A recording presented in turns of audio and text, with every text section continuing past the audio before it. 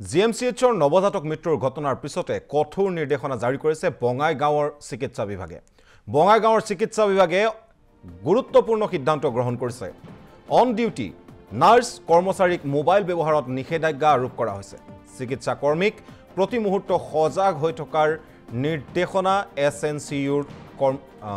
এছএনচিইউত কৰ্মৰত চিকিৎসা কৰ্মীলৈ জাৰি কৰা হৈছে এই বিশেষ নিৰ্দেশনা।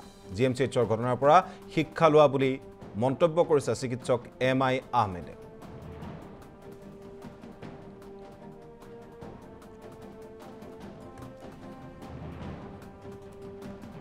পৰাপক্ষত আমি হ'বলৈ নিদিওঁ। আমি সদায় এছএনচিইউৰ ক্ষেত্ৰত সদায় কঠোৰ হৈ থাকোঁ আৰু আমাৰ যিখিনি নাৰ্ছ কৰ্মীসকল আছে তেওঁলোকক মই সদায় সতৰ্ক থাকিবলৈ দিওঁ। যিহেতু কেঁচুৱাৰ বিষয়টো অলপ চেঞ্চিটিভ হয়, তেওঁলোকে নিজে কোনো ধৰণৰ ৰেছপণ্ড কৰিব নোৱাৰে। সদায় আমি কেঁচুৱাক আমি সদায় অবজাৰ্ভ কৰিব থাকিব দিওঁ আৰু খুব সতৰ্ক। কিবা মেচিন বেয়া হোৱাৰ লগে লগে আমি ছিষ্টেমত ফোন কৰি দিয়াৰ লগে লগে তেওঁলোকে ইমিডিয়েট আহে আৰু সেইটো মেচিন তেওঁলোকে মেৰামতি কৰি দিয়ে। গতিকে আমি এইটোৰ ক্ষেত্ৰত কোনো আমি সমস্যাৰ সন্মুখীন হোৱা নাই। আগৰে পৰাই সদায় সতৰ্ক থাকোঁ এছএনচিইউৰ ক্ষেত্ৰত, যাতে কোনো ধৰণৰ ইনচিডেন্স নহয়। যিহেতু নিউবৰ্ণ বেবী, তেওঁলোকে একো ক'ব নোৱাৰে। সদায় আমি সেইকাৰণে চিষ্টাৰক আমাৰ ইনষ্ট্ৰাকশ্যন দিয়াই থাকে, সদায় বেবীক অবজাৰ্ভ কৰিবা আৰু সদায় চাই থাকিব লাগিব। আৰু সেইখিনি আমি কৰি আছোঁ। আৰু যোৱা যিটো ঘটনা ঘটিল অত্যন্ত দুখদায়ক, আৰু এই ঘটনাৰ পৰা আমি আৰু বেছি শিক্ষা ল'লোঁ, যাতে আৰু ভৱিষ্যতে আমি বেছি সতৰ্ক হ'লোঁ আৰু যাতে তেনেকুৱা ধৰণৰ ঘটনা নঘটে কেতিয়াও।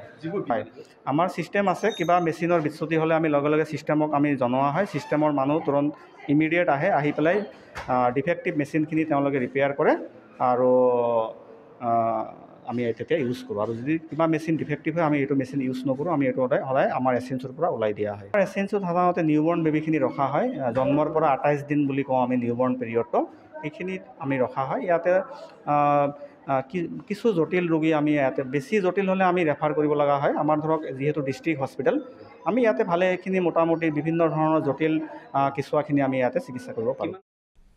পৰাপক্ষত আমি হ'বলৈ নিদিওঁ। আমি সদায় এছএনচিইউৰ ক্ষেত্ৰত সদায় কঠোৰ হৈ থাকোঁ আৰু আমাৰ যিখিনি নাৰ্ছ কৰ্মীসকল আছে তেওঁলোকক মই সদায় সতৰ্ক থাকিবলৈ দিওঁ। যিহেতু কেঁচুৱাৰ বিষয়টো অলপ চেঞ্চিটিভ হয়, তেওঁলোকে নিজে কোনো ধৰণৰ ৰেছপণ্ড কৰিব নোৱাৰে। সদায় আমি কেঁচুৱাক আমি সদায় অবজাৰ্ভ কৰিব থাকিব দিওঁ আৰু খুব সতৰ্ক। কিবা মেচিন বেয়া হোৱাৰ লগে লগে আমি ছিষ্টেমত ফোন কৰি দিয়াৰ লগে লগে তেওঁলোকে ইমিডিয়েট আহে আৰু সেইটো মেচিন তেওঁলোকে মেৰামতি কৰি দিয়ে। গতিকে আমি এইটোৰ ক্ষেত্ৰত কোনো আমি সমস্যাৰ সন্মুখীন হোৱা নাই। আগৰে পৰাই সদায় সতৰ্ক থাকোঁ এছএনচিইউৰ ক্ষেত্ৰত, যাতে কোনো ধৰণৰ ইনচিডেন্স নহয়। যিহেতু নিউবৰ্ণ বেবী, তেওঁলোকে একো ক'ব নোৱাৰে। সদায় আমি সেইকাৰণে চিষ্টাৰক আমাৰ ইনষ্ট্ৰাকশ্যন দিয়াই থাকে, সদায় বেবীক অবজাৰ্ভ কৰিবা আৰু সদায় চাই থাকিব লাগিব। আৰু সেইখিনি আমি কৰি আছোঁ। আৰু যোৱা যিটো ঘটনা ঘটিল অত্যন্ত দুখদায়ক, আৰু এই ঘটনাৰ পৰা আমি আৰু বেছি শিক্ষা ল'লোঁ, যাতে আৰু ভৱিষ্যতে আমি বেছি সতৰ্ক হ'লোঁ আৰু যাতে তেনেকুৱা ধৰণৰ ঘটনা নঘটে কেতিয়াও।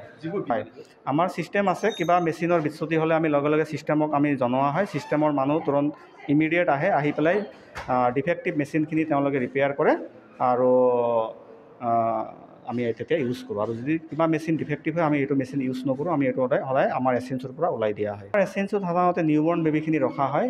জন্মৰ পৰা 28 দিন বুলি কওঁ আমি নিউবৰ্ণ পিৰিয়ডটো, সেইখিনিত আমি ৰখা হয়। ইয়াতে কিছু জটিল ৰোগী আমি ইয়াতে বেছি জটিল হ'লে আমি ৰেফাৰ কৰিব লগা হয়। আমাৰ ধৰক যিহেতু ডিষ্ট্ৰিক্ট হস্পিটেল, আমি ইয়াতে ভালেখিনি মোটামুটি বিভিন্ন ধৰণৰ জটিল কেঁচুৱাখিনি আমি ইয়াতে চিকিৎসা কৰিব পাৰোঁ।